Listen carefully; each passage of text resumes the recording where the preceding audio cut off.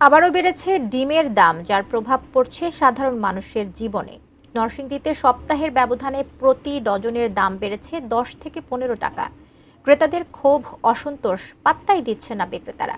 এ বিষয়ে বিস্তারিত জানাতে নরসিংদীর ভেলানগর বাজার থেকে সরাসরি যুক্ত হচ্ছেন প্রতিনিধি সোহাগ মিয়া। সোহাগ মিয়া, দাম কেন বাড়ছে, বিক্রেতারা আসলে কি বলছেন এবং বাজার মনিটরিং কি হচ্ছে সেখানে?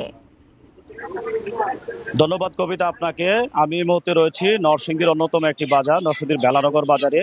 এখানে বাজার ঘুরে আমরা যে চিত্র দেখতে পেয়েছি যে গত এক সপ্তাহ আগে যে লেয়ার মুরগির ডিম 120 টাকা করে বিক্রি হয়েছে, সেটি ডজন প্রতি এখন বিক্রি হচ্ছে 135 টাকা।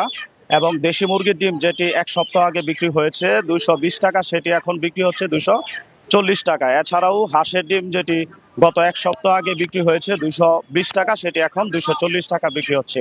এখানকার যারা সাধারণ ক্রেতা রয়েছেন তাদের সাথে আমরা কথা বলেছি। ক্রেতারা আমাদেরকে জানিয়েছেন যে তাদের প্রোটিনের একমাত্র উৎসই ছিল এই ডিম। এখন এই ডিমের দাম বেড়ে যাওয়াতে তারা অনেকটাই অস্বস্তিতে পড়ছেন।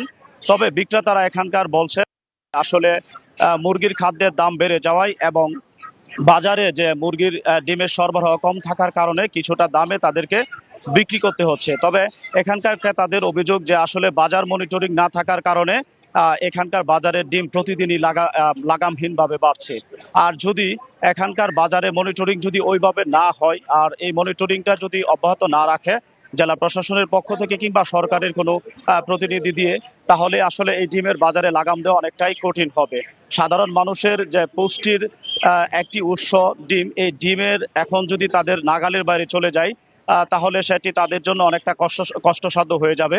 এখানকার সাধারণ ক্রেতাদের আরো দাবি যে আসলে ওই পাইকারি পর্যায় থেকে একদম খুচরা পর্যায় পর্যন্ত আসলে এই ডিমের দামে অনেক সিন্ডিকেট চলে। সেই সিন্ডিকেটের যে চক্রটা সেটা সেটা অনেক অনেক বেশি থাকে। তো সাধারণ ক্রেতাদের একটাই দাবি যে এই ডিমের দাম যাতে মনিটরিং এর মাধ্যমে নিয়ন্ত্রণে রাখা হয়। এই ছিল নরসিংদী থেকে ডিমের দামের সবশেষ খবর।